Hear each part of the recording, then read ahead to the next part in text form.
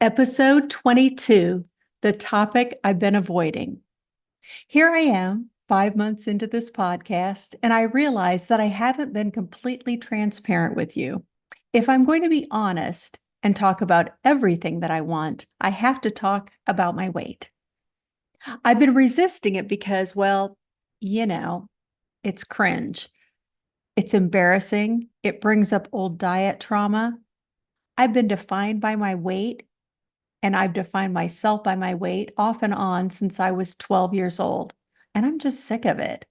Life is about more than a number on a scale. But this is different. This is not that. Not at all. None of it.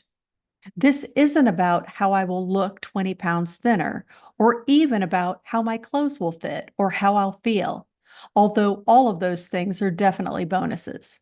This is different. There isn't a single health metric that wouldn't be better for me if I didn't lose 20 pounds. Not a single one. This is science. This is irrefutable. And this is me making a choice that directly impacts my future. And you know, I'm all about consciously making choices. It was my cardiologist who first gave me the 20-pound goal. That was nearly 10 years ago. And I did it. I lost those 20 pounds and I maintained that range for a couple of years until I didn't. It wasn't until I met with the liver specialist in Iowa City at the end of April that I decided to recommit to losing the 20 pounds. And I gave myself a year to do it because that's when I'll be seeing him again. In my head, I thought 20 pounds in a year, that's doable. That's fewer than 2 pounds a month. Who couldn't do that?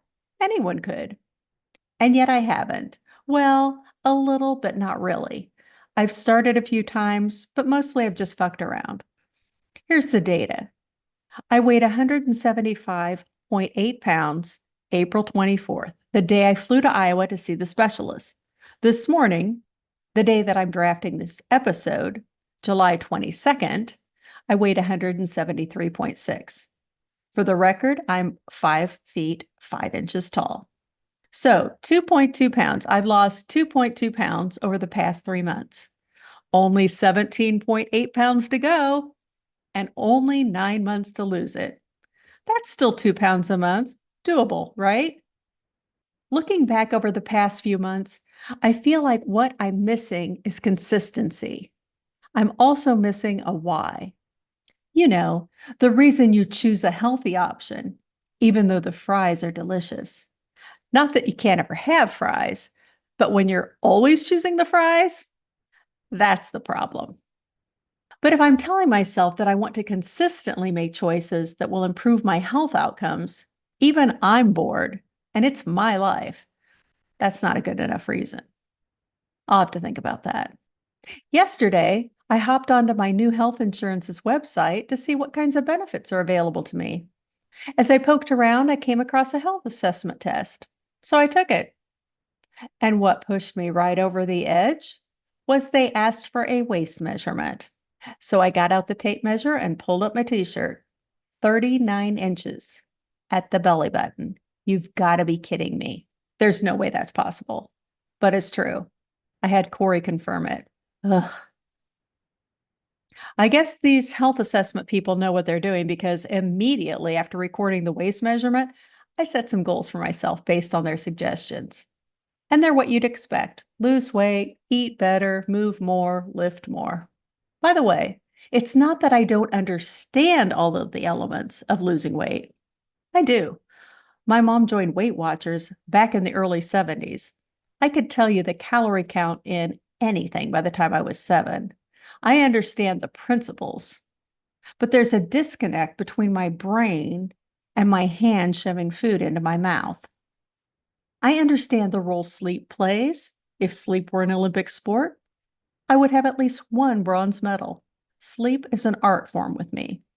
Water, on the other hand, has never been my strong suit. So I've set a goal to drink 2 glasses a day.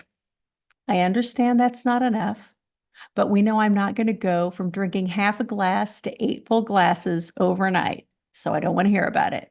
The only thing I'm going to do differently with my food is to stop eating when I'm full. Crazy, right? And yet for me, that's a problem. When I stop overeating, I'm golden. With regards to moving more, I'm committed to going to the gym 4 times a week and walking at least 3 times a week. I live downtown and we only have one car, so let's be clear, we walk everywhere. The gym, I started calendaring it a couple of weeks ago and I've been going. It's a game changer. Note to self, if I'm only at the gym for 20 minutes, it still counts. One thing that I realize that I'm lacking is accountability. So if it's all the same to you, I'm going to use all of you as accountability buddies. Probably not here on the podcast per se. That sounds a little boring, but maybe I'll do weekly weigh ins on TikTok or something like that. Maybe share some stats there. What do you think?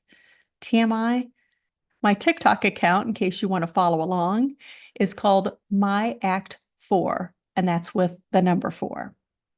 That's it for this week. By the way, there's no news yet on the job front, but the second interview went well. So next week, I hope I'll be able to talk to you about the outcome, no matter what it is, and how I'm processing it. Thank you so much for listening to My Act 4. Thank you to everyone who's taken the time to email me and drop comments on TikTok. I'll see you next week.